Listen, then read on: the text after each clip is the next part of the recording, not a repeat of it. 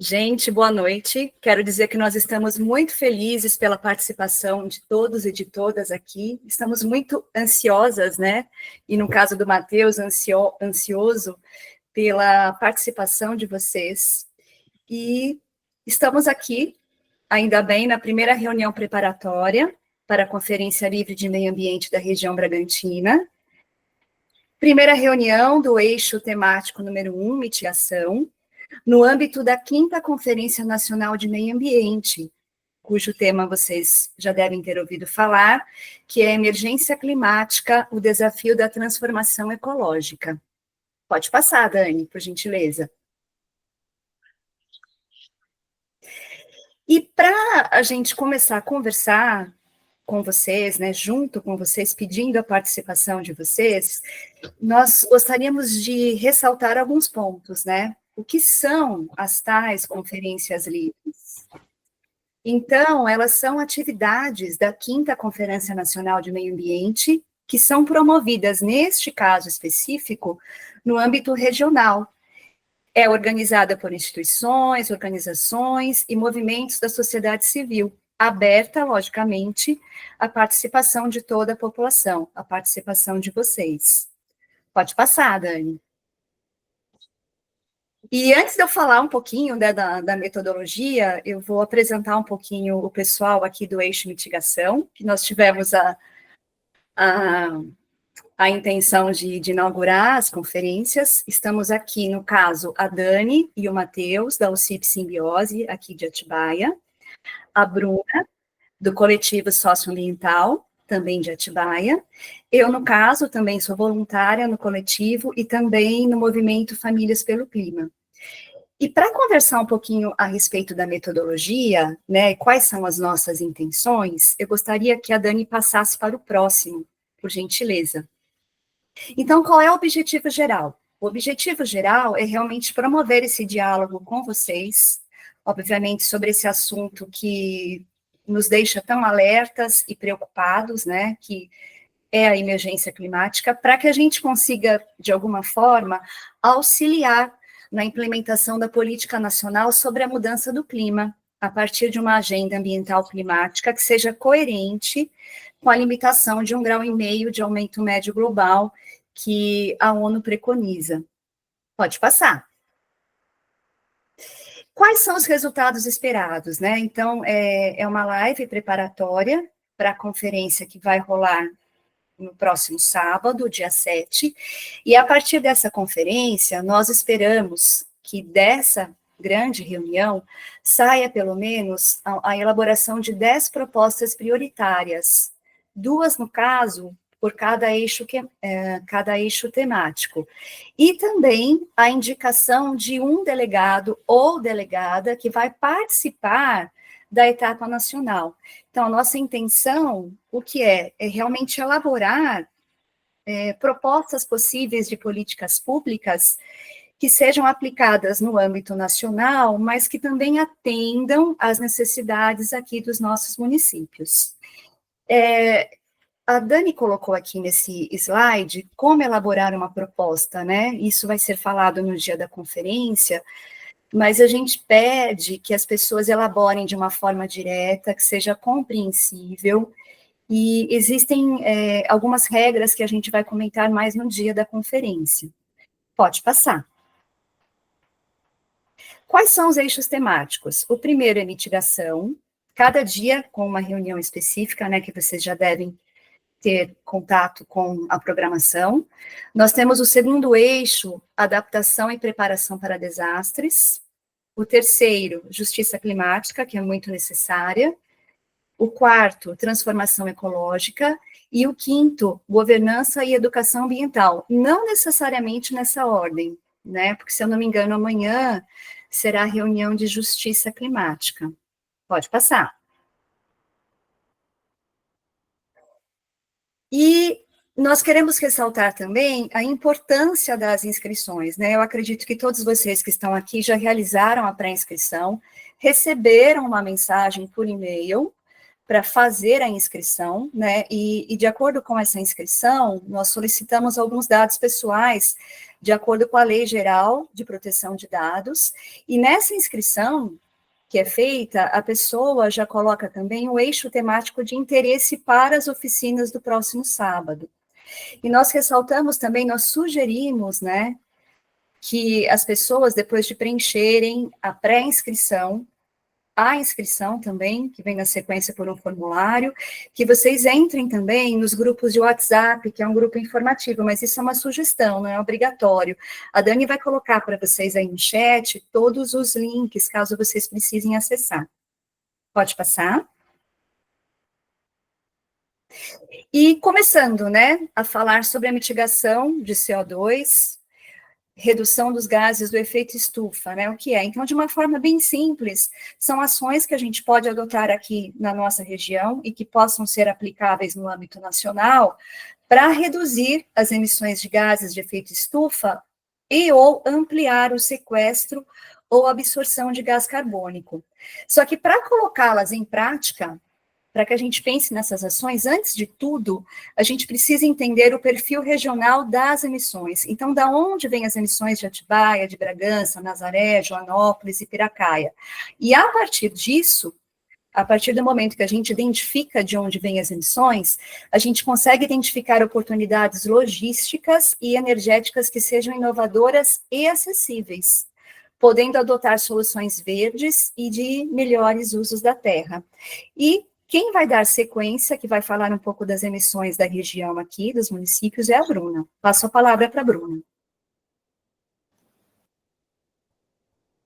Bom, boa noite a todos. É um prazer estar com vocês aqui. Então, assim, a gente tem esse dado que é de das instituições que fazem os levantamentos sobre as emissões, e eu juntei aqui todas as cidades da região Bragantina. Então a gente tem das cidades mais maiores e urbanas, que é Bragança e Atibaia, até as menores cidades da região Bragantina. A gente pode ver aqui que nosso perfil são basicamente 4 eixos de mudança, mas a energia se divide um pouquinho mais, né? Então a gente tem boa parte das nossas emissões, a maior parte das nossas emissões é de energia e transporte, que aqui tem transporte fica dentro de energia, os resíduos, que também são bastante fortes, as mudanças do uso da terra e a agropecuária. Pode passar, Dani, por favor. Então, a gente percebe, com mais destaque aqui, que o perfil de cidade a cidade, ele muda, né? Então, em algumas cidades, o transporte ele é bastante pesado. Aqui em Atibaia, os transportes pesam bastante, porque a gente tem um pouco mais de industrialização, então um pouco mais perto de São Paulo, é uma cidade com mais trânsito, mas em Bragança e nas demais regiões a gente também vê as questões ligadas à produção animal, o consumo de energia aqui em laranja, e também os problemas ligados à agricultura e ao uso da terra, que estão em amarelo, que a gente vê que até nas menores cidades é bastante alto essa emissão pelo uso da terra. Pode passar o próximo, por favor. Então, vamos falar de energia e como que a gente pode mitigar isso. A matriz brasileira hoje, a matriz de produção de energia brasileira hoje tem 47%, as nossas emissões, 47% delas são pelas energias renováveis, 52% pelas não renováveis. Isso choca um pouco a gente, porque a gente fala, não, mas espera, a gente tem uma matriz limpa, sim.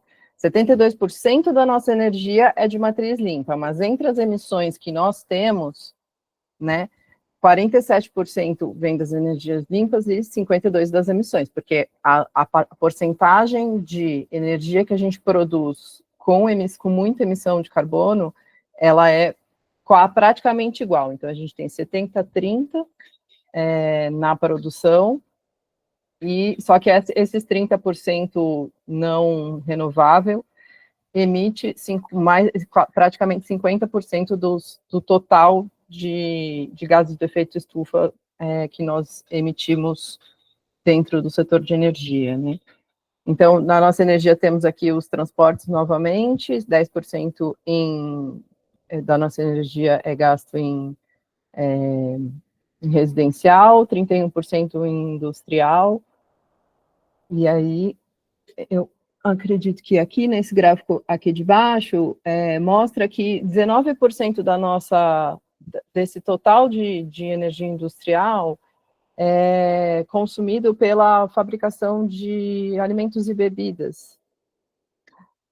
Nesses 20% de alimentos e bebidas, cerca de 30% é produção de bebidas engarrafadas. Então, eu acho que a gente precisa ficar bem atento a esse dado. Pode passar o próximo, por favor. Bom, como que a gente pode diminuir, então, essas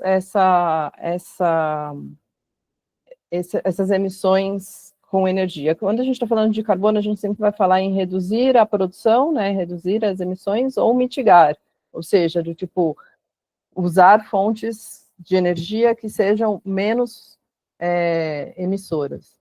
Então, isso a gente pode reduzir com eficiência energética, tendo talvez uma troca de padrões ou do tipo de equipamentos. A gente pode reduzir também as emissões com uma arquitetura ecológica que traga mais iluminação para os ambientes, mais circulação de ar para reduzir o uso de ar-condicionado, reduzir o uso de lâmpadas. Também com aquecedores de água solar, porque dentro das nossas casas, 30%, cerca de 30% da nossa conta de luz, então 30% da nossa energia é aquecedor, são os chuveiros elétricos e também os ar-condicionados. Então, o estímulo ao aquecimento solar residencial também é um jeito de reduzir nosso consumo de energia. Um outro jeito de você reduzir o que a gente emite de gás é mitigar.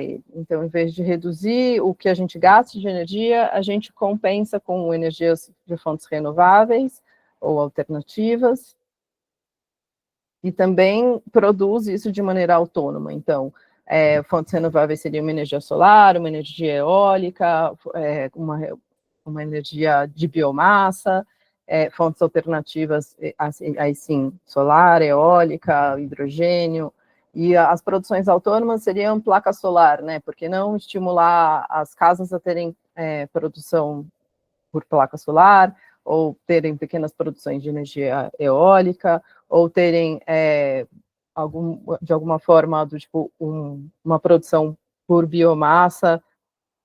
Então, essas seriam as formas de mitigar as nossas emissões dentro das energias. Próximo, por favor.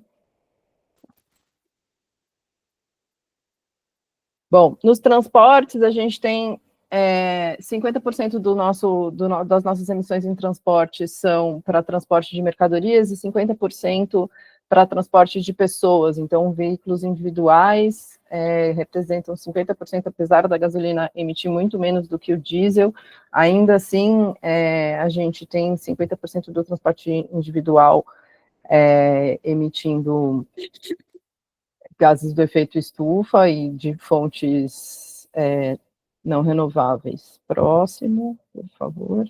E esse perfil, ele é um perfil que ele é global, ele não é uma coisa regional, né? Então, é sempre assim, são sempre 50% por transporte de produtos e 50% por transporte de pessoas. Próximo, por favor. De novo, a gente vai falar em reduzir. Reduzir pode ser uma política de nucleação, você criar bairros que são autossuficientes, onde...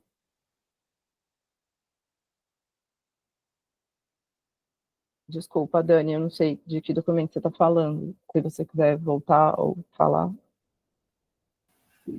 Não, foi uma pergunta da Analice que ela mandou aqui no chat, que ela falou de um documento mencionado, mas aí eu estava aqui mudando de tela, e aí eu perguntei a qual documento especificamente ela estava perguntando. Desculpa, achei que fosse para mim. Bom, dentro dos transportes a gente pode pensar, então, em nucleação, que seriam bairros mais... onde as pessoas conseguem fazer tudo a pé, né? Então, você estruturar um bairro com uma infraestrutura de escola e farmácia e posto de saúde, onde as pessoas possam fazer a pé e não precisem de transporte para isso. A socialização, no sentido de você estimular o uso compartilhado de carros, ou do tipo as caronas, e também reduzem, sem reduzir a mobilidade da população, mas reduzindo as fontes, né, de emissão, e também a otimização das rotas. Então, ter um plano de transporte com metas, né?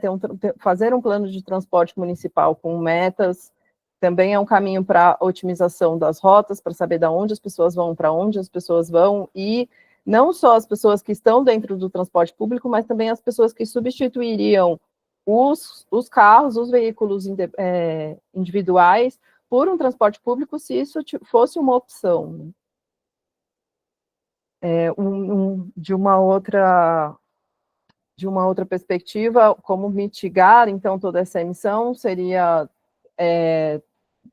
transformar o transporte público para elétrico, né, com veículos elétricos, substituir tudo por combustíveis renováveis, então estimular o consumo de álcool, né, o consumo de etanol em vez do consumo de gasolina, também é uma maneira de mitigar as emissões, porque é um combustível renovável. E uma outra opção seria a mudança de modal, então, estimular o uso de bicicletas, de repente, entre as cidades que têm mais veículos indo e voltando, né, que as pessoas fazem mais viagens entre uma cidade e outra, instalar um veículo leve sobre trilhos, ou pensar em um transporte ferroviário entre as cidades para diminuir o que os transportes de produtos exigem. Então, acho que todas essas... E pensar numa logística integrada, são várias soluções que podem ser dadas para o transporte, que a gente tem que pensar o que cabe na nossa região, o que caberia para os nossos perfis. Pode passar o próximo, por favor.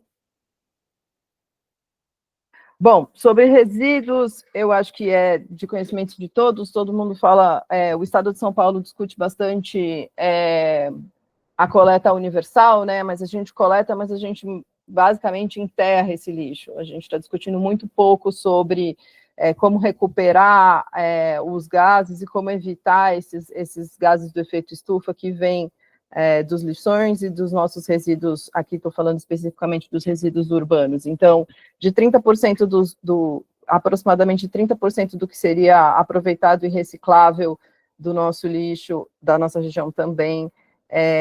Então, desses 30%, a gente recicla apenas, em média, no país, 5,4%, o que é pouquíssimo.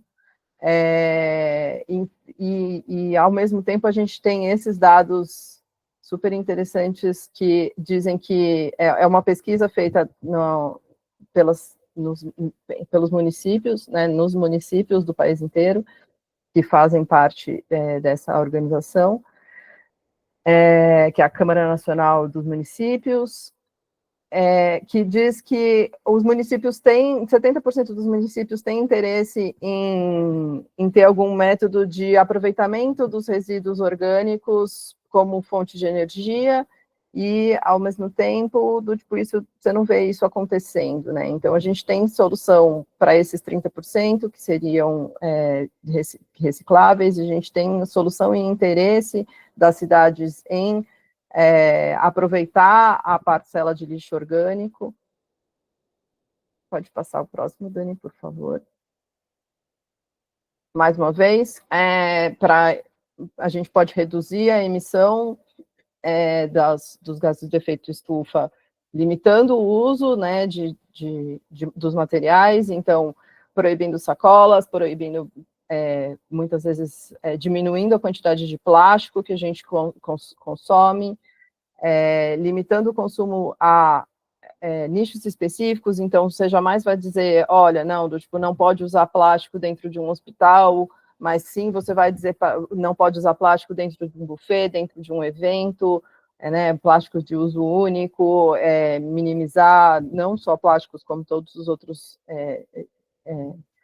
materiais. Eu acho que a gente pode reduzir e minimizar desperdício também, minimizar desperdício de alimento, então ter programas de recuperação e otimização do uso desses alimentos. E uma outra forma de reduzir as emissões seria mitigar essas emissões, então focar em reciclagem, em compostagem, também aproveitamento energético dos resíduos orgânicos e recuperar materiais válidos, talvez valorizar toda essa cadeia da reciclagem, né, fazer com que os materiais valham a pena, que as pessoas sejam valorizadas, assim como a gente tem em Piracaia, onde eles têm uma cooperativa que recupera cerca de 80% de todo o reciclado, então não é aquele 5,4 para Piracaia, é completamente ridículo, porque eles chegam a recuperar 80% do material reciclado que chega na cooperativa. Então, esses são os dois caminhos. O próximo, por favor, e aí eu acho que entra o Matheus. Boa noite a todos. Falar um pouco sobre as mudanças de uso da terra. Já é um tema bem antigo para nós aqui na Mata Atlântica. Inclusive, tem um livro muito bom que conta um pouco dessa história, que é o A Ferro e Fogo. E, bom, as mudanças de uso da terra, elas são frequentes, né, causadas por diversas peculiaridades que variam de município para município. Aqui na nossa região, o que se tem observado é que essas mudanças elas são motivadas principalmente por conta da especulação imobiliária e principalmente especulação imobiliária. Mas também existem outros processos que acabam modificando bastante a paisagem quando a gente pensa em uso da terra, né? Em Atibaia, por exemplo, algo que a gente vem observando é que muitas das áreas hoje consideradas rurais, feições rurais, na verdade já são zonas urbanas do município, né? Então, como fazer com que as características locais permaneçam enquanto a gente tem um planejamento urbanístico de município que vai completamente contrário a isso, né? E aí, quando a gente pensa em uso da terra, algumas variáveis que a gente encontra, né, que estão ali como metas a serem reduzidas, a gente pensa em queimadas, em desmatamento, na própria especulação imobiliária, né, que acaba gerando o desmatamento e as queimadas como consequência dessa especulação. E que, apesar de, quando a gente pega para observar classe de uso do solo, formações florestais, nos últimos 20 anos a gente vê uma queda da quantidade de florestas primárias e, consequentemente, um aumento de florestas secundárias. Entretanto, essas áreas hoje são, como eu falei, essas com feição rural, mas que já são urbanas, e que por diversas vezes passam por processos de desmatamento, muitas vezes de queimadas, né? E hoje, com as mudanças climáticas, o que vem se observando é um agravamento nesses impactos que, consequentemente, geram mais perda de biodiversidade. Então, algumas coisas para a gente pensar enquanto redução é a questão das queimadas, né? Então, a gente pode pensar em algumas maneiras de como reduzir queimadas, né? por exemplo, investindo em gestão territorial a partir de áreas especialmente protegidas, fazer conformações nas leis relacionadas ao uso do fogo, principalmente agora, para que haja uma adequação tanto estadual quanto municipal, regional, em conformidade com a nova Política Nacional de Manejo Integrado do Fogo, desmatamento, e aí também a gente pode pensar em algumas maneiras, né, algumas discussões que já vêm acontecendo e que a gente sabe de bastidores, assim, dessa parte ambiental, é que já há uma discussão de longa data para que sejam revisitadas algumas leis, como, por exemplo, de proteção da Mata Atlântica, o próprio Código Florestal, que teve uma mudança recente, mas também foi bem conflituosa. E a especulação imobiliária, eu vejo que uma possibilidade de reduzir isso seria a partir do engajamento da própria população, a participação social nas políticas municipais e regionais, para que se façam valer os planos diretores, as leis de uso e ocupação do solo, para que a especulação imobiliária ela não seja desordenada, e sim ordenada dentro de critérios urbanísticos que contemplem capacidade de abastecimento, de coleta de esgoto, de resíduos, de fornecimento de energia e tantas outras que a gente sabe que nem todo país e nem todos os municípios conseguem fornecer 100% de acesso a esses direitos essenciais. Então, algumas propostas enquanto mitigação das mudanças de uso da terra são as possibilidades de restauração, né, que hoje se apresentam um pouco mais amplas, no sentido de não restauração, não só plantar mudas, mas também pensar em criação de áreas especialmente protegidas, em pagamento por serviços ambientais, em fortalecimento das áreas e dos produtores rurais, né? E aí a gente entra no plano ABC Agroecologia, que basicamente seria a gente pode colocar aqui como um plano municipal de agroecologia, ou um plano de transição agroecológica, né, para que justamente uma das questões que a gente tem enfrentado também enquanto áreas rurais que favorecem a conversão de uso da terra é o desinteresse das novas gerações em trabalhar com a terra e verem nela apenas o recurso financeiro do espaço e não o recurso biológico, ecológico, social e econômico que essas áreas podem proporcionar para a sociedade como um todo. E, por último, a urbanização de baixo impacto, que aí entram diversas soluções, né, tanto individuais quanto coletivas. Então, enquanto o uso da terra, nossa ideia foi trazer um pouco desse panorama, alguns pontos que a gente pode pensar em redução e mitigação, para então passar para o próximo ponto, que são as perguntas norteadoras, né?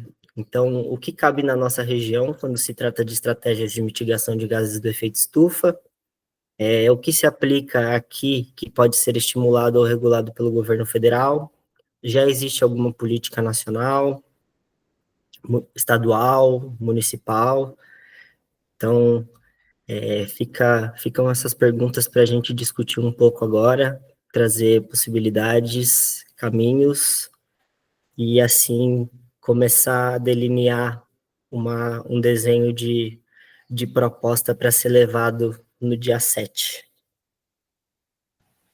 Boa, gente. Vocês Acho que... terminaram cravado no tempo planejado.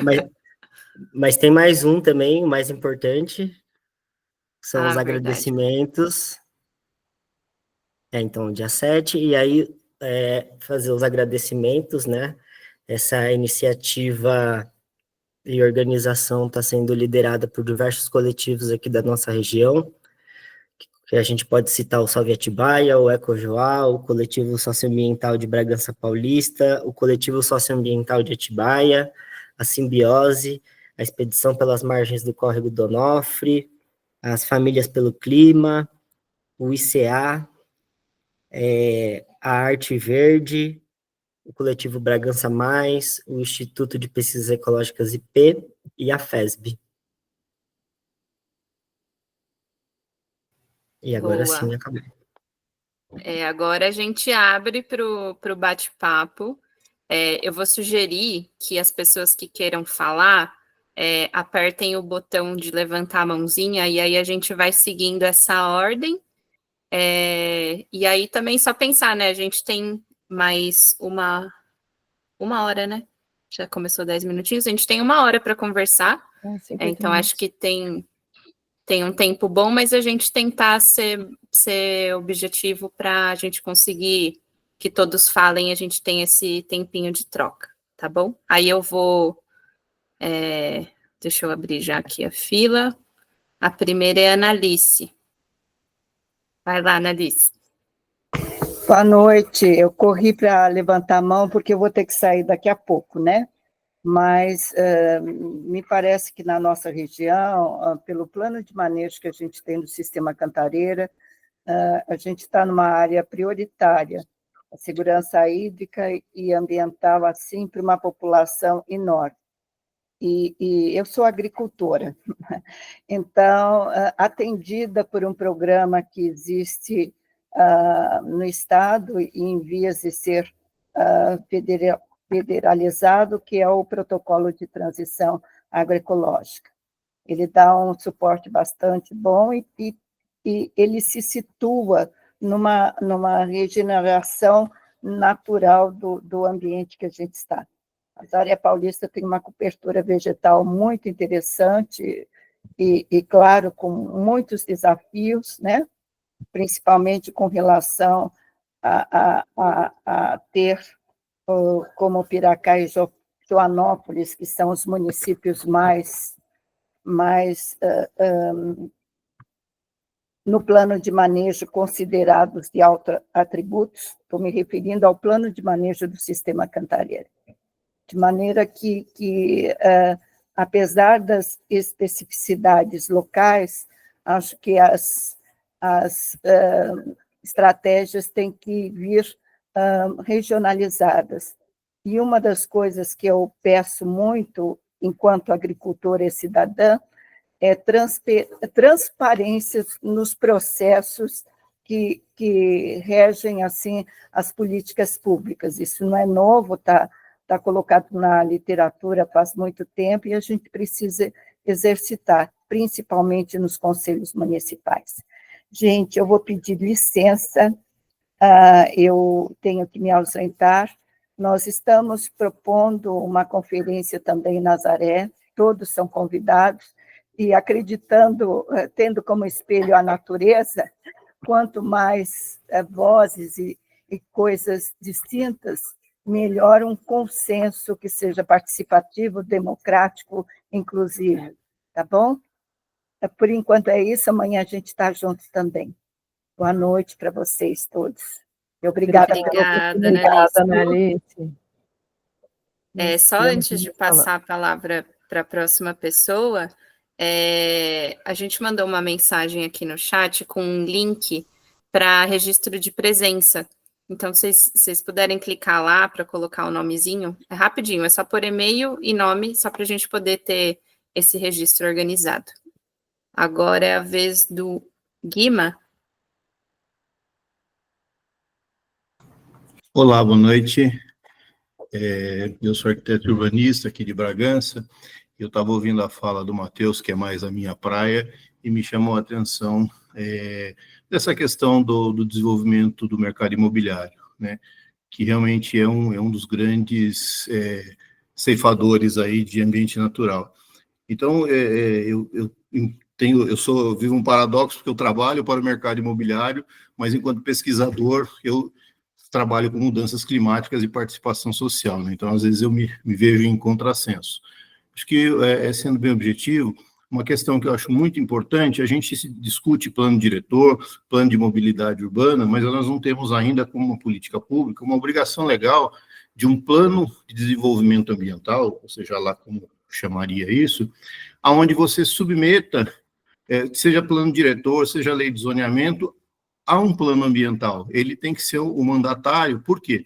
O desenvolvimento ele vai sempre apregoar que precisa desmatar para a cidade crescer. Então, para a gente reverter isso. E dentro disso, a gente trabalhar com sistemas de desenvolvimento de baixo impacto, que basicamente são soluções de drenagem sustentáveis, porque esse sistema tem vários nomes aí, na Austrália tem um nome, na Inglaterra tem outro, nos Estados Unidos tem outro, mas basicamente o que ele faz é você criar um sistema onde você procura reproduzir dentro do ambiente urbano as características de balanço hidrológico do ambiente natural, para que você possa ter recarga hídrica na atmosfera e absorção. Então, é você criar, quando você vai implantar, por exemplo, um novo loteamento, ou mesmo nas cidades que existem, criar áreas de vegetação densa, arborizadas, com solo permeável e que permitam gerar bacias de contenções, áreas de permeabilização, de retenção, para que você, dentro do momento de chuva, que hoje a gente sabe que tem esse desequilíbrio hídrico por conta das mudanças climáticas, você tem pancadas violentas, né, para que você possa, aos poucos, ir mitigando o efeito dessas chuvas, criando um sistema de absorção. Agora, isso é muito raro de se ver aqui no Brasil. Para vocês terem uma ideia da importância disso, isso hoje é tema dentro da segurança nacional dos Estados Unidos. Então, eu acho que é importante isso gerar uma política pública que se transforme, assim como lá atrás nós tivemos o Estatuto da Cidade, que implantou o plano diretor, a obrigação de um plano ambiental como o mandatário para a ocupação territorial. Porque se a gente pensar que hoje o ser humano cada vez mais é urbano, a gente brigar com a urbanização, nós temos que saber urbanizar bem, mudar a forma de urbanizar.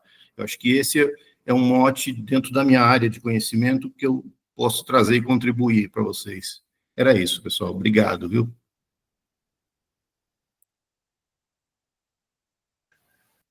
Obrigado, Guima. Agora a Helena Ueno. Oi, gente, boa noite. Então, acho que complementando o que o Guima falou, ou ampliando, talvez, a questão, né, da visão ambiental, a questão das particularidades de cada território, elas talvez, com esse olhar ambiental e com um olhar, né, para as mudanças climáticas, tanto das emissões quanto da mitigação, eu acho que poderia ser... as mudanças climáticas, elas deveriam atravessar o Estatuto da Cidade, de repente direcionar que as cidades planejem, né, o seu desenvolvimento e tal, levando em consideração. Então, existe o Estatuto da Cidade, eu acho que poderia ser incorporado no Estatuto da Cidade as diretrizes, né, de como tratar a questão climática, né, na sua diversidade. Porque quando a gente fala de cidade, a gente está falando de transporte, a gente está falando de saneamento, a gente está falando de alterações de uso do solo, né? Então, eu acho que para levar assim como uma proposta para nacional, eu colocaria aí essa questão de fazer um adentro, né? Assim, na política urbana, né? Hoje, especialmente no Estatuto da Cidade, para que depois isso se replique nas legislações, nas políticas locais, nas políticas urbanas locais, já com direcionamento nacional. Né? Então, essa é a minha percepção assim, do assunto. Obrigada. Obrigada, Helena. Pedro Belasco. Olá, me escutam bem? Sim.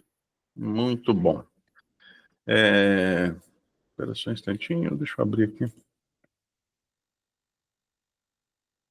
Pronto, melhor. Bom, meu nome é Pedro Belasco, eu sou um sociólogo não praticante. Eu me mudei para Bragança Paulista há uns 4 anos, mais ou menos, e eu tenho um histórico já na minha vida. Eu já me envolvi com alguns projetos socioambientais no passado, e eu só queria mencionar um que me ocupou durante mais ou menos uma década em São Paulo, e excursionei com esse projeto durante um tempo. O nome do projeto é Café Reparo. A gente organizava uma sessão para receber o público, então a gente rodou várias unidades do SESC. O SESC foi um parceiro muito importante da gente nessa época, e minha dedicação para esse projeto me fez estudar um bocado a respeito da lei de resíduos sólidos. Então, eu acompanhei as discussões em Ministério Público, sempre que eu podia eu ia nas sessões, e eu sei que é uma dificuldade para todas as prefeituras das cidades médias e pequenas, sobretudo, e aí eu trago isso para mim porque essa região, Bragança, eu estou entre Bragança e Atibaia, e essa região que eu possivelmente vou passar o resto da minha vida. Então, é uma decisão de vida que eu fiz, estou mudando para cá. E eu queria levantar uma questão a respeito da lei de gestão de resíduos sólidos, especificamente, porque ela é uma lei muito, muito avançada, e é uma lei muito interessante e talvez muito mais avançada do que a gente tem capacidade, eu digo, sociedade brasileira, tem capacidade de implementar essa lei. Ela preconiza uma hierarquia de prioridades nas ações. Então, antes de você reciclar, você tem que se concentrar em não gerar resíduos. E antes de reciclar, você tem que ter iniciativas que estimulem as pessoas a reduzir o consumo. Antes de reciclar, você tem que ter iniciativas que estimulem as pessoas a reutilizar as coisas que elas já têm. E aí depois você recicla. Se você não conseguir reciclar, você trata, e se você não consegue tratar, você dispõe adequadamente. É isso que diz a lei. E a minha concentração, nesse tempo que eu trabalhava com essa atividade, é uma atividade socioeducativa. Na verdade, a gente leva os objetos para consertar, faz um tempo já que a gente não faz nenhuma ação do projeto, mas é um projeto educativo no sentido de fazer as pessoas refletirem desde um nível muito profundo a respeito das coisas que elas têm e do uso que elas dão. Então, acho que atividades dessa natureza me interessam. É uma coisa que eu acho que eu tenho alguma coisa a contribuir, e estou à disposição, tenho essa disposição para participar das atividades aí da conferência, e podem contar comigo, e, enfim, estamos juntos. Obrigada, Pedro. Marli. Oi, pessoal, boa noite. Eu gostaria de falar também sobre resíduos.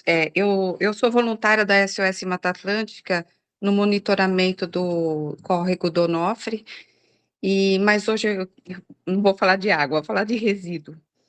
Eu tenho um dado aqui que, em 1960, cada pessoa consumia 7 quilos de plástico por ano.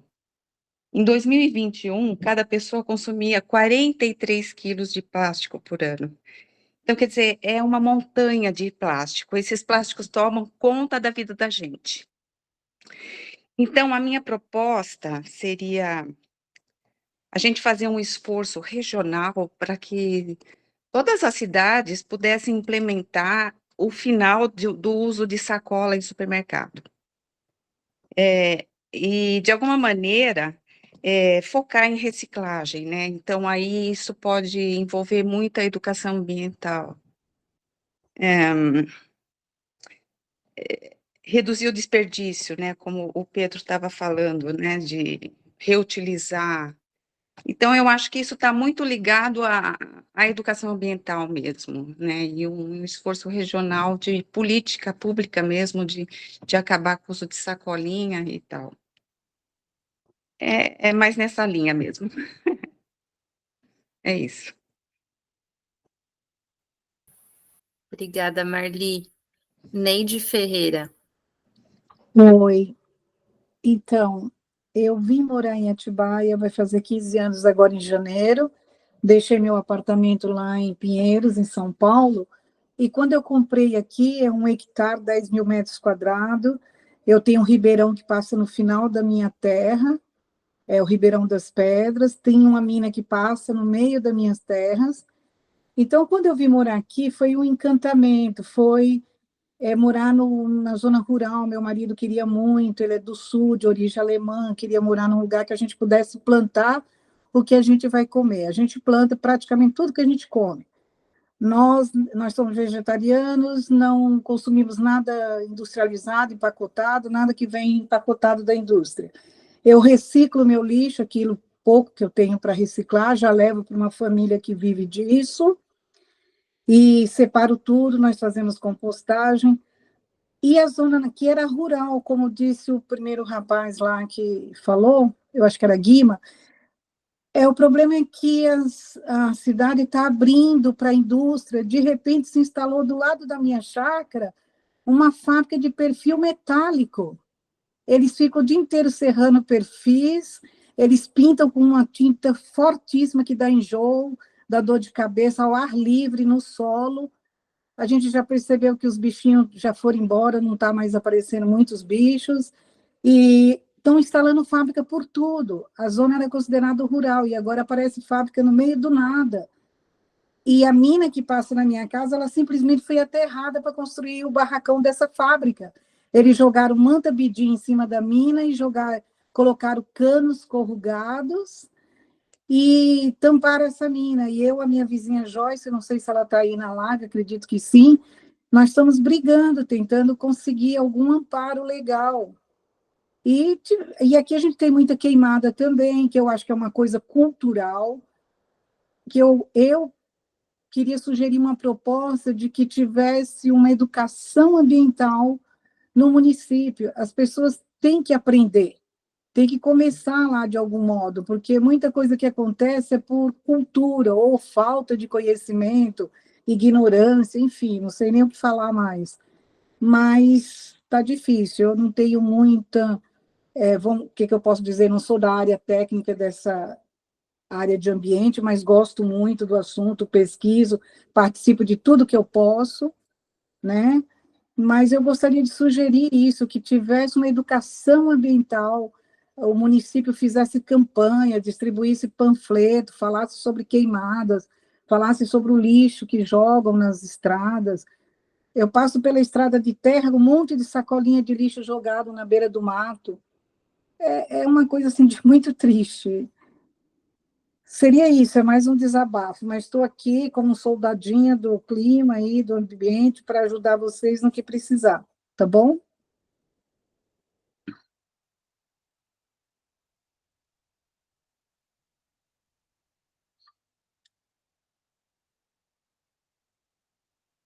Oi. Oi, gente. Obrigada, Neide. Maria Alejandra? Oi, tudo bem a todos? Boa noite. Minha colocação, eu também sou produtora rural, né, além de outros trabalhos, mas nesse momento eu quero falar a partir da questão do rural. Tá me escutando, né? Todo mundo? Sim. Tá. E então é uma questão, porque a gente fala sempre dessa questão do urbano e do rural, vejo aqui que vários fizeram essas colocações, mas a mim, o que me preocupa seriamente é essa distinção e esse trabalho, né? Porque não sei se todos sabem, mas eu queria por isso colocar aqui, de que hoje estamos em um ponto aqui no nosso país que o rural é aquilo que não é urbano. Se vocês procuram isso na legislação, vão encontrar. Ao ponto que quem decide o que é urbano e rural são os planos diretores dos municípios. E isso qualquer pessoa que trabalha no IBGE sabe que é um caos para eles, porque a todo ano, esses números que a gente vê, os sociólogos, aqui falou uma pessoa que era sociólogo, né, mas os sociólogos rurais sabem que isso para eles é caótico, porque a cada ano, a cada censo, muda totalmente a configuração de cada lugar, dependendo da decisão dos planos diretores, se decide fazer tudo urbano, tudo expansão urbana, sem considerar o tipo de população. Então, além do descaso histórico com a questão rural, e colocando que é um dos pontos substanciais para esse e todas as questões de meio ambiente, então, isso para mim é uma coisa assim, seríssima, que se alguém ajuda, eu tento estudar e ver como que a gente pode encaminhar essa questão, porque enquanto o rural, que é, na minha visão, o coração de muitos desses processos, logicamente, cada um, todos são importantes, né? Mas enquanto a gente não olha isso de uma forma diferente, né? A situação é extremamente difícil, né? Então, nós vemos pelos planos diretores a questão da especulação imobiliária. Para mim, tudo está, em certa forma, atrelado a um desses aspectos, né? Então, queria trazer essa questão, porque é extremamente séria, como a dona Neide está falando aí, né? Em um caso desse, é só o Ministério Público, e dependendo, né? Porque tem que ser uma pessoa que olhe desde a realidade, não desde os papéis, né? Porque pode ser que se a senhora entra no plano diretor da sua cidade, vai descobrir que a senhora é quase urbana, né? Então, é uma questão extremamente séria, eu queria colocar aqui para todos. Só isso. Uma questão desoladora. Obrigada, Maria Alejandra. Agora, Joyce Montes. Ah, a Joyce está aí, que bom. Oi, boa noite, tudo bom, pessoal? Eu também sou moradora de Atibaia, sou vizinha da Neide, tá? A questão que ela falou aqui da fábrica que se instalou do nosso lado é bem complicado mesmo, por conta de barulho, poluição com tinta, com um monte, solvente, um monte de coisa. E a briga já está há algum tempo aqui. Tem 2 anos que eu vim morar aqui. Eu sou de São Paulo, sou bióloga, tenho uma consultoria ambiental. O que eu queria falar para vocês, além da reclamação, né, que a gente tem dessa fábrica aqui do lado, eu queria colocar para vocês um projeto que eu estou tentando levar para frente com relação à implantação de agrofloresta. A ideia, o que é? A gente fazer a implantação de agroflorestas em áreas de APP e em áreas de reserva legal, que legalmente dá para se utilizar essas áreas com a utilização de agrofloresta. Você pode explorar essas áreas, desde que seja com sistemas agroflorestais. O que eu vejo, eu já trabalhei também junto com o pessoal da Prefeitura de Mariporã, na Secretaria do Meio Ambiente. E uma das maiores dificuldades é realmente a fiscalização, porque não tem pessoal, fazem convênio com GCM, mas a GCM fica amarrada na hora de fazer a fiscalização, que ela pode ir lá, olhar, fazer uma autuação, mas o negócio não vai para frente. Então, tem até umas leis muito bem escritas, só que não tem fiscalização. Com esse sistema de agrofloresta, como a pessoa vai poder usar essa parte que seria protegida, a própria sociedade ali, como é agrofloresta, ela é implantada olhando para o social também. Então, as pessoas seriam informadas como que fazer isso, já tem no próprio plano de implantação dessa agrofloresta, como que ele vai vender, como que ele vai escoar essa mercadoria. Então, é todo feito como se fosse um plano de negócio, não é simplesmente plantar algumas espécies. A agrofloresta, ela funciona como se fosse um plano de negócio mesmo. Então, já tem para quem vai vender, tem tudo bonitinho. Então, acaba sendo ganha-pão da pessoa. Então, as próprias pessoas que estão responsáveis por aquela área agroflorestal, elas acabam fiscalizando, porque como é o ganha-pão, elas vão defender aquilo. E um outro ponto desse projeto é o que eu vejo muito, essa guerra entre o rural e o urbano, principalmente com as empresas. E hoje a gente tem muito em voga a questão da agenda ESG, onde grandes empresas, empresas médias, obrigatoriamente elas vão ter que implementar essa agenda ESG. Então, a minha ideia, o que é? Oferecer esses projetos de implantação de agrofloresta em áreas de APP e de reserva legal, principalmente por conta da proteção dos recursos hídricos, como parte da agenda ESG dessas empresas. Então, essas empresas financiam a implantação dessa agrofloresta em APP e, em contrapartida, elas atendem pontos da agenda ESG delas. Então, elas também vão ter interesse em proteger essas áreas e financiam a implantação dessa agrofloresta. Porque uma agrofloresta, ela vai olhar para o ambiental, do ESG, para o social, porque tem toda uma tratativa de recuperação do conhecimento, do conhecimento nativo, né, daquela área, que é o social, e a governança, que é, ele está olhando para outros projetos fora da sua gestão interna. Então, acaba sendo também entrando na parte de governança de projetos ESG.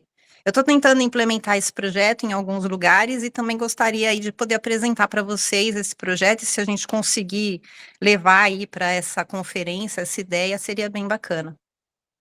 É isso. Obrigada, Joyce. Antes de passar a palavra para a Isabela e para a Gisele, que estão com a mão levantada aqui,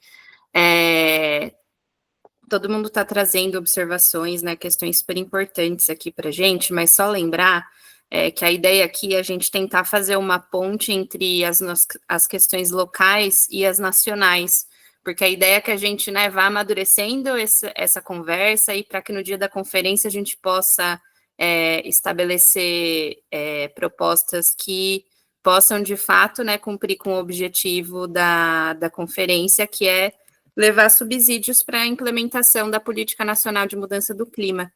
Então, só lembrar para a gente ter isso em mente aqui na próxima meia horinha que a gente tem, tá bom? Agora eu vou passar... Só te interromper um pouquinho, Dani, e relacionado com o eixo de mitigação de emissão de gases do efeito estufa, né? Então, com que a gente deu toda a introdução, porque a gente tem 5 eixos e muitas vezes eles são super transversais, mas muitas vezes os projetos e as ideias e as propostas são mais relacionados com outros eixos do que o foco dessa reunião hoje, que é a mitigação de emissão de gases do efeito estufa. Isso, perfeito. Obrigada, Bruna. E lembrando que é isso, né? Nos próximos dias a gente vai ter as lives também preparatórias dos outros eixos. Então, também que todos possam participar nos próximos dias. Vai lá, Bela. Boa noite. Então, o que eu vejo é que, por exemplo, né, a gente faz alguns projetos que envolvem educação ambiental, né, e trabalha bastante com a parte ambiental aqui em Atibaia. E eu vejo que não tem incentivo para as pessoas seguirem tanto o que é ensinado na educação ambiental, tanto as leis, né, que acontecem. Primeiro as leis, porque não tem direito de fiscalização, denúncia, e às vezes as autuações ou as multas são irrisórias, então a pessoa acaba não seguindo e continua mesmo sabendo que está errado. E a parte de educação ambiental, porque a sensibilização é uma coisa que demora muito tempo para ser construída e às vezes não bate nas pessoas igual bate na gente, né? Então, pensando em lei, assim, eu penso em incentivo, na verdade. Não só de reduzir, mitigar, mas incentivar as pessoas a reduzirem e mitigar com um incentivo de dinheiro mesmo, de IPTU verde, ou aumentar os programas de PSA, e daí isso é uma coisa que eu acho que daria para levar, porque tem cidades grandes, por exemplo, Salvador, que é capital, que adota IPTU verde, e eu vejo que é uma coisa que funciona bastante, assim. Então, essa seria a minha ideia, leis para incentivar que as pessoas reduzissem, assim, com incentivo monetário mesmo. É isso.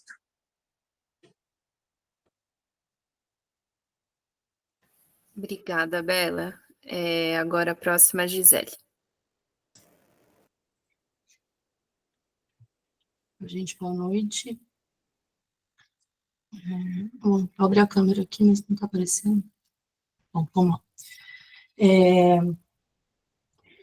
Sou Gisele, do coletivo Subverta, ecossocialista, e a gente tem um projeto de hortas comunitárias aqui em Atibaia, então vai um pouco de encontro com o que a Neide e a Joyce trouxeram.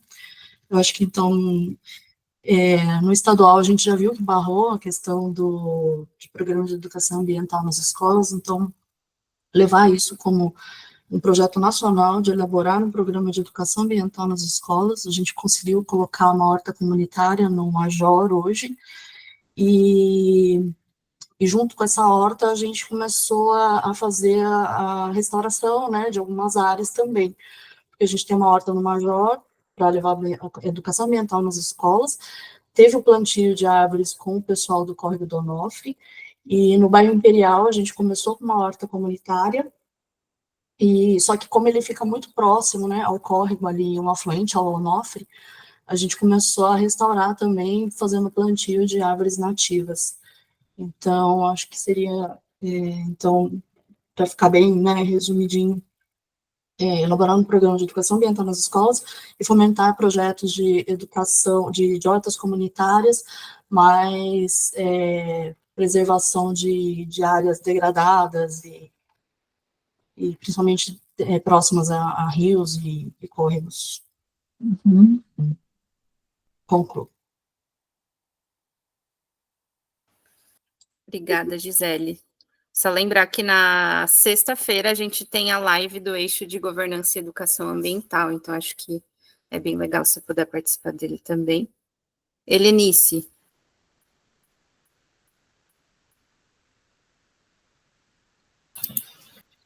É a minha vez ou estou pulando, gente? Não, é a sua vez. Então, eu estou ficando preocupada. A gente teria, assim, N coisas para levantar de toda a cidade, N problemas. Acho que a apresentação de vocês foi feita, na apresentação foi feito um resumo bem interessante, mas eu acho que a gente tem que partir para pensar em proposta mesmo, que a gente possa preparar quem é mais dessa área, né, que nós estamos tratando hoje, que tem mais conhecimento, que tem mais experiência em mitigação, levantar alguma coisa para a gente não sair dessa live, né, algumas conclusões. Me parece assim, tudo que falaram é importante, né? Todo mundo falou coisas que são bastante interessantes, bastante preocupantes e que a gente tem que tentar encontrar uma saída. Mas nós vamos poder enviar para nacional só 10 propostas, é isso, não é, Daniela? 2 de cada eixo. Então, acho que a gente precisa de pensar o que é mais importante da gente colocar como proposta para mitigação, porque até agora a gente não conversou tanto sobre isso, porque, por exemplo, é muito importante a questão da expansão urbana, e, aliás, aqui na região a gente tem municípios que estão aprovando a expansão urbana nas câmaras municipais. Joanópolis teve uma lei aí há pouco tempo que transformou uma fazenda em urbana, e tem algumas cidades que me disseram que praticamente o município todo é urbano, não é Perdões, porque eu moro aqui há não muito tempo, e há um tempo atrás eu ouvi falar que tem uma das cidades de uma das cidades aqui da região, que toda a cidade é região urbana, ou seja, qualquer lugar pode ser feito projeto de loteamento, sem nenhum impedimento.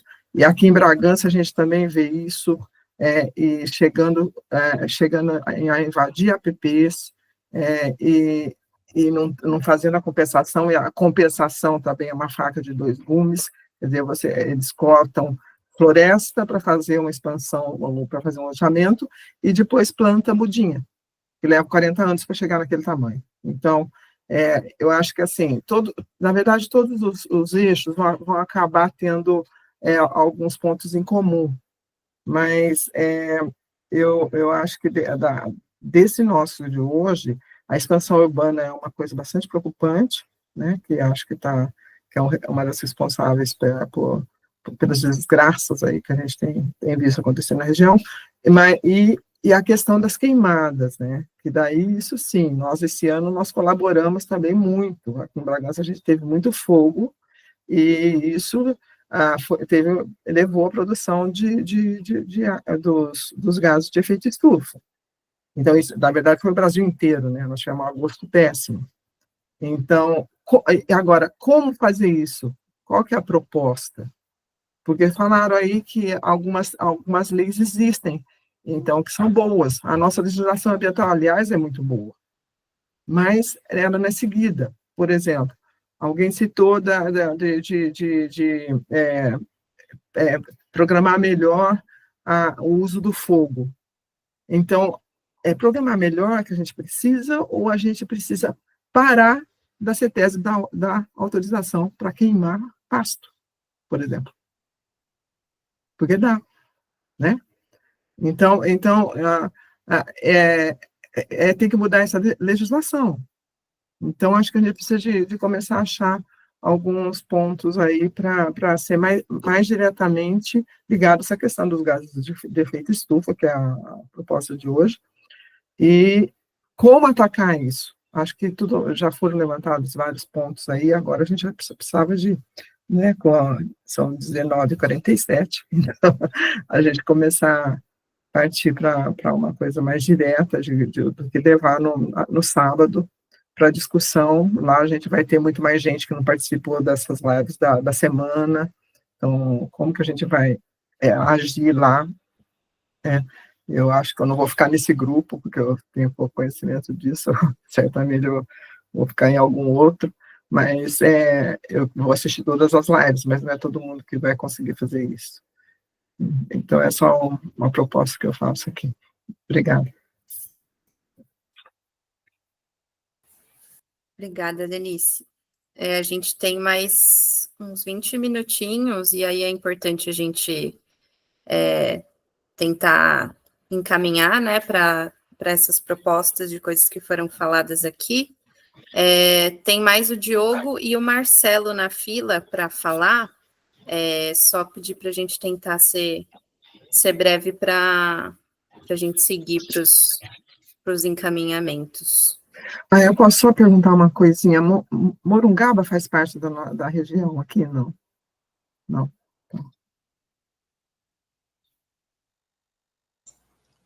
Olá, pessoal, tudo bem? Boa noite. Acho que não sei se vocês estão me ouvindo bem. Meu nome é Diogo, eu sou da Cantareira Ambiental, já aproveito para cumprimentar aí os rostos conhecidos. Então, a Cantareira é uma empresa de consultoria ambiental, eu trabalho com consultoria e restauração já há alguns anos, e assim, a gente tem uma meta, né, nessa questão climática, que é um desafio e uma meta a cumprir, né. Dentro desse contexto, eu venho passar, assim, rapidamente, sem me alongar, né, um pouco da minha experiência nessa área de restauração, que é a dificuldade de adesão das propriedades, né? A gente sabe, existe legislação, existe área de reserva legal, existe APP, só que isso tudo, a legislação, ela hoje em dia não cobra, né, todos os proprietários para que eles mantenham essas áreas restauradas ou recuperem essas áreas, né? Então, isso, na prática, é muito difícil, né? Então, assim, é um trabalho de educação e sensibilização ambiental que é muito complicado, né? O produtor rural, né, o cara que planta milho, cana, sei lá, né, ele, dentro da APP, ele está tirando dinheiro da APP, por exemplo, tá? E agora, ele está produzindo alguma coisa na APP, é isso que eu queria levantar. A pessoa que tem a APP restaurada, reserva legal restaurada, o que ela está produzindo? Ela também está produzindo alguma coisa. Ela produz serviços ambientais, ela produz água, ela produz diversos serviços ecológicos que vão ser utilizados por muitas pessoas. Isso também tem um valor, né? Então, o que eu venho contribuir aqui vai muito ao encontro do que a Isabela propôs, né, ela mencionou a respeito de um IPTU ecológico, né, isso no caso de área urbana.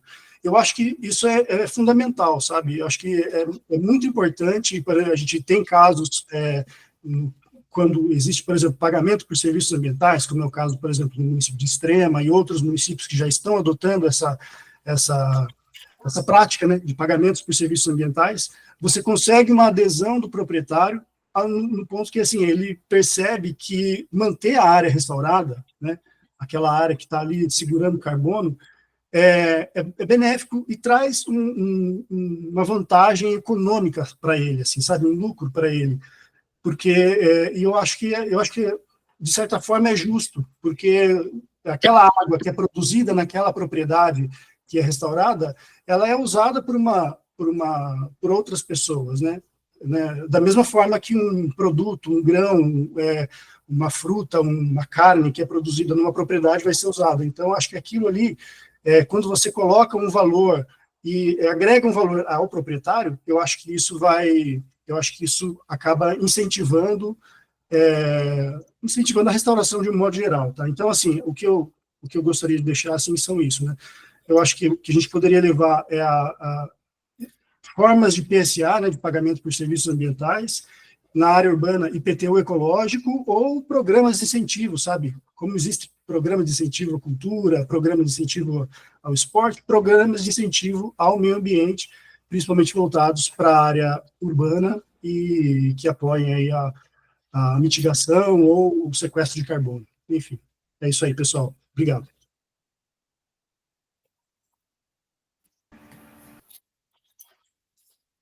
Obrigada, Diogo. Marcelo? Boa noite. É o último inscrito, tá? Ok. Boa noite, eu sou Marcelo, do coletivo Eco Joá de Joanópolis. Eu gostaria só de fazer um esclarecimento para o que a Irenice citou da Lei de Expansão Urbana de Joanópolis. Na verdade, ela foi revertida, tá? Foi. Ela está suspensa, na verdade, atualmente. O Ministério Público acatou nossa decisão. Ela está aguardando um julgamento final, mas, a princípio, nós derrubamos essa lei. Acho que há grande chance de que isso tenha sido derrubado. E foi uma luta da sociedade civil muito importante. E sobre a questão da expansão urbana, na verdade, acho que não conheço nenhum município que toda a área seja urbana. O que acontece na nossa região é que a maioria dos municípios tem uma área urbana e o resto tudo é área de expansão urbana, não tem área rural, mas não é que tudo seja urbano. Então, eu tenho possibilidades de ocupação diferentes na área de expansão urbana e na área urbana, mas, de qualquer forma, é muito mais permissível do que seria como uma área rural. Tá, só como esclarecimento.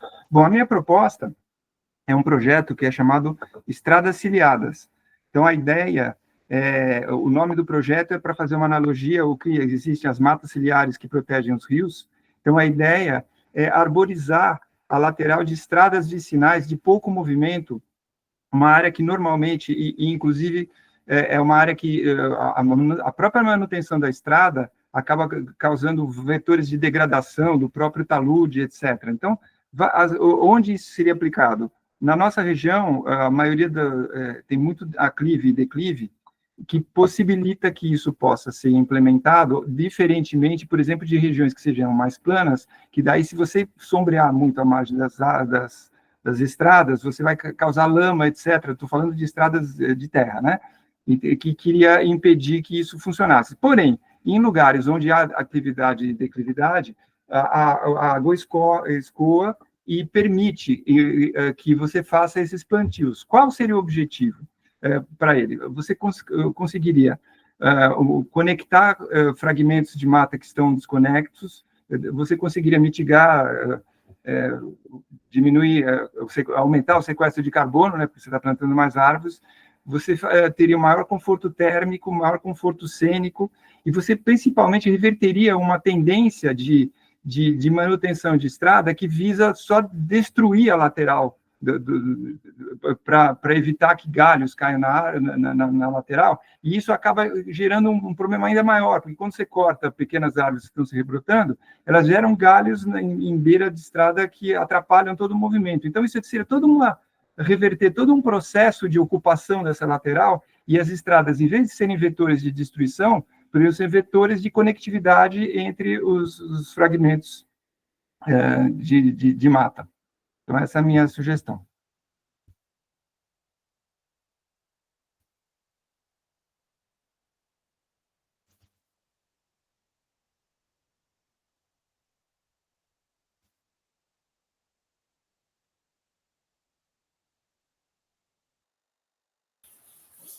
Obrigada, pessoal.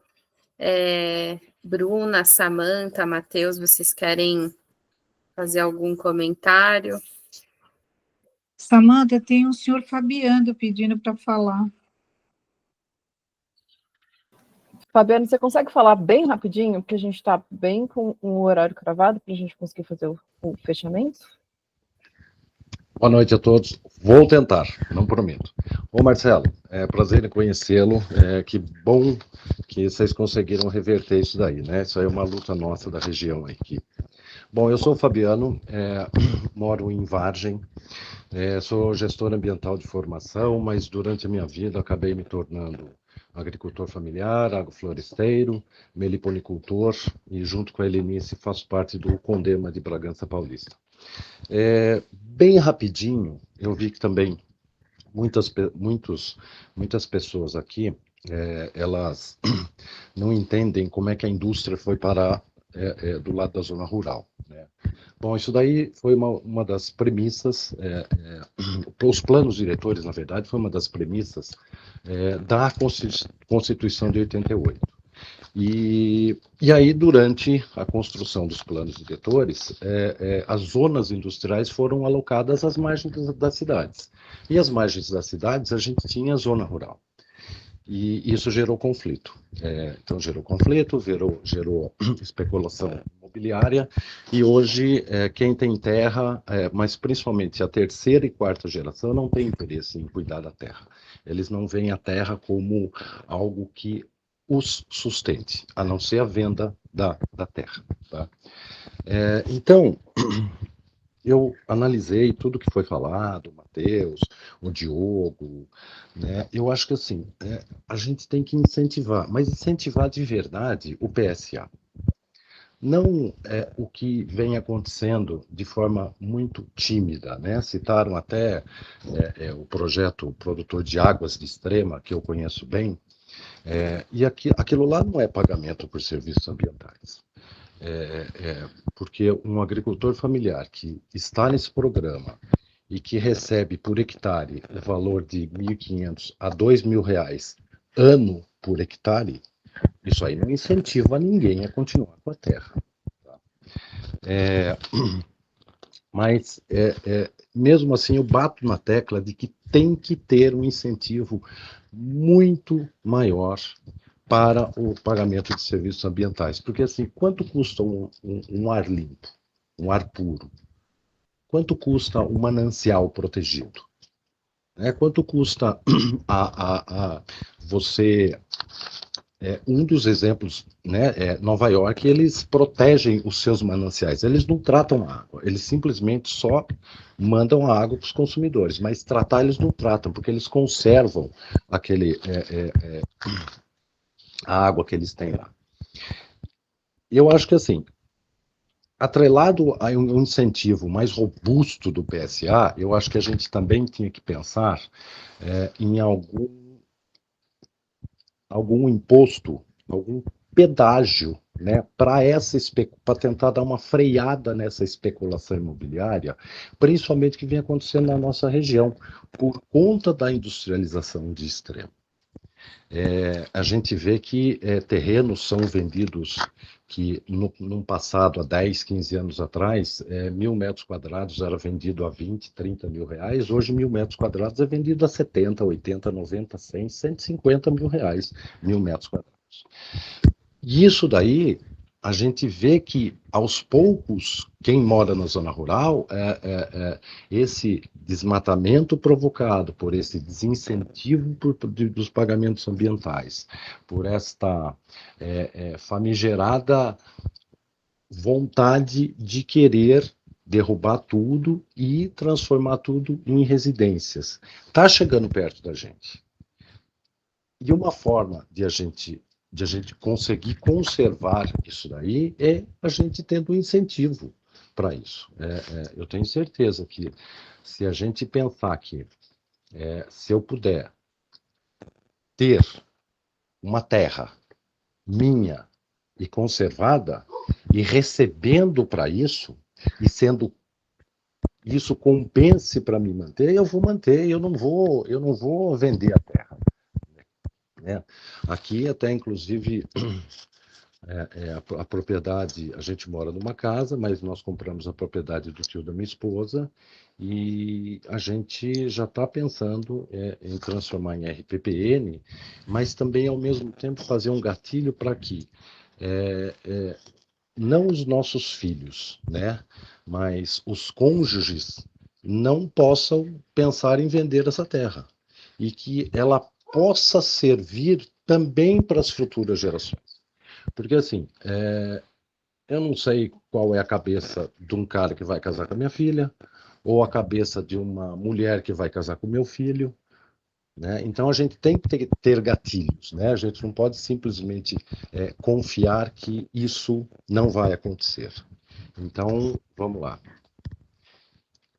A minha proposta é, sim, por um PSA mais robusto, mais completo, que atrele um pedágio para da especulação imobiliária dos terrenos que vêm sendo vendidos, né, principalmente para as grandes indústrias, que são valores muito grandes, para que isso seja revertido para quem realmente vai conservar a terra. É isso. Espero não ter demorado tanto. E amanhã estamos aí. Obrigado. Tá ótimo, Fabiana. Obrigada pela sua proposta. Dani, você quer fazer o fechamento? Você quer que eu feche? Alguém quer falar mais alguma coisa rapidinho? Eu acho que a gente ficou bastante preso às questões do uso da terra. Para sábado, se vocês forem participar desse eixo, eu queria que vocês pensassem um pouquinho em propostas para transportes, para energia e para resíduos também. Também são questões, como a gente viu, os transportes realmente são a maior parcela das emissões que a gente tem na região. Então, eu acho que isso seria bastante importante a gente se dedicar um pouquinho em como melhorar a nossa logística, mesmo do escoamento desses produtos da terra, do escoamento dessas pequenas propriedades. A gente precisa pensar em algo mais integrado, em redução, e como que a gente acha que uma política nacional pode mudar o tipo de combustível que a gente usa, ou uma logística integrada que seja socialmente possível, né, economicamente possível para todas essas propriedades e para todas as cidades da nossa região.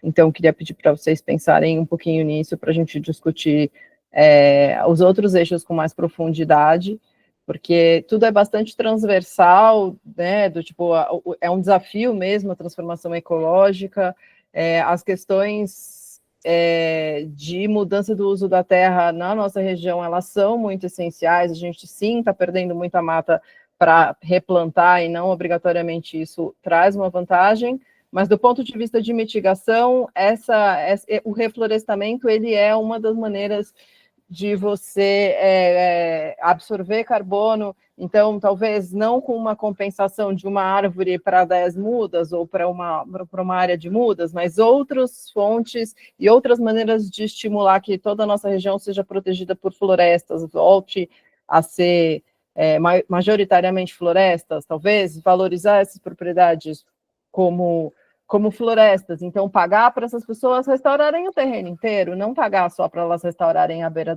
do rio. Então, você vai receber como produtor de floresta para a região, e você vai ter uma proteção integral dessas áreas que a gente sabe que são essenciais para os mananciais daqui, né? Toda a nossa região está inserida dentro de APAS. Eu acho que... Será que cumprimos a nossa missão? Espero que sim.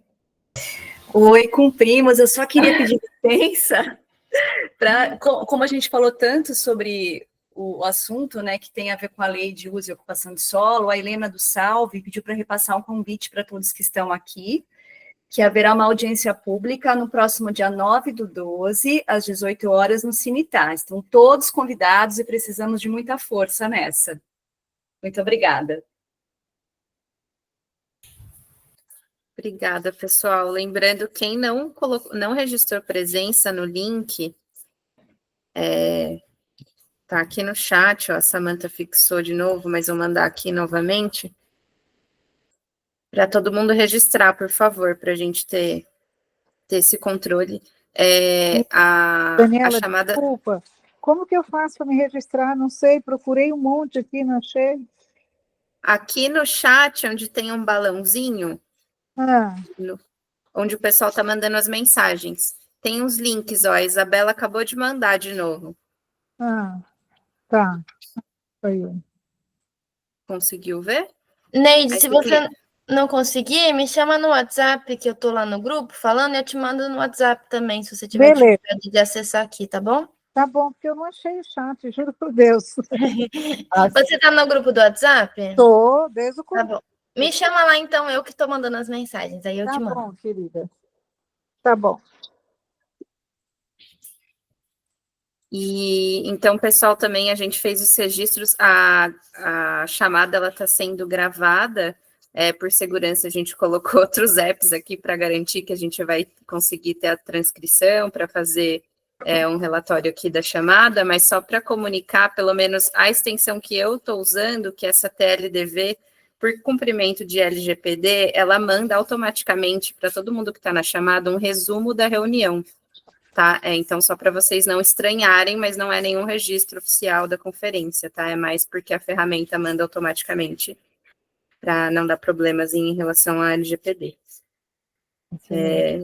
E as Acho que é sugestões do isso. chat também estão sendo anotadas, a gente vai levar.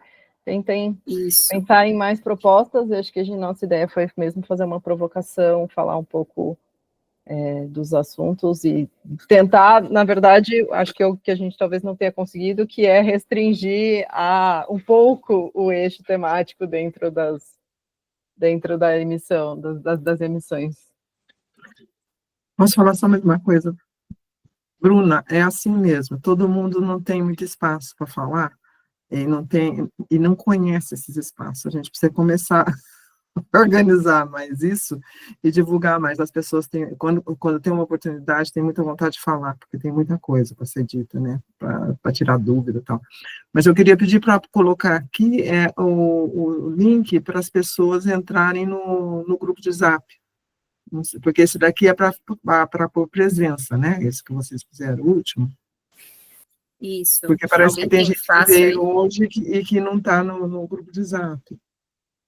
Mandei novamente. O grupo do WhatsApp está sendo usado para mandar avisos, compartilhar as lives e tirar possíveis dúvidas. Aí podem acessar. Acabei de mandar no grupo. Tá lá embaixo, tá bom. Mas mais importante de tudo é quem não se inscreveu na conferência, se inscreva. Na Conferência Nacional, né? Não, na Conferência na Livre Conferência de Finanças. Na Livre, Bragança. Clima na Livre, ativar e região. é importante fazer isso na plataforma do Ministério Público, né? Eunice, Do Ministério do Meio Ambiente, desculpa. Eunice, Samanta, só para contribuir para o meu aprendizado, fazer uma proposta para impedir as queimadas seria mitigar, não seria? Sim. Sim, né? Sim. Ah, tá.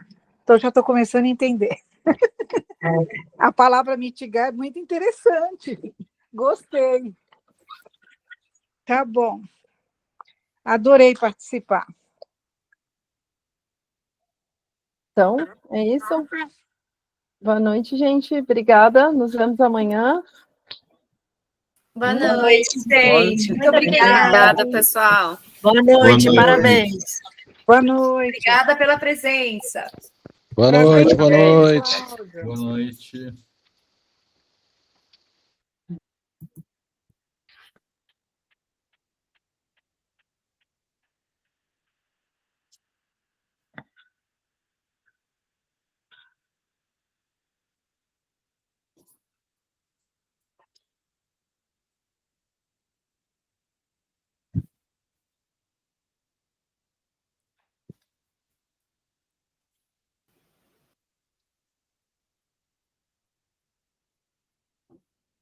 Podemos ir cortando quem sobrou aí?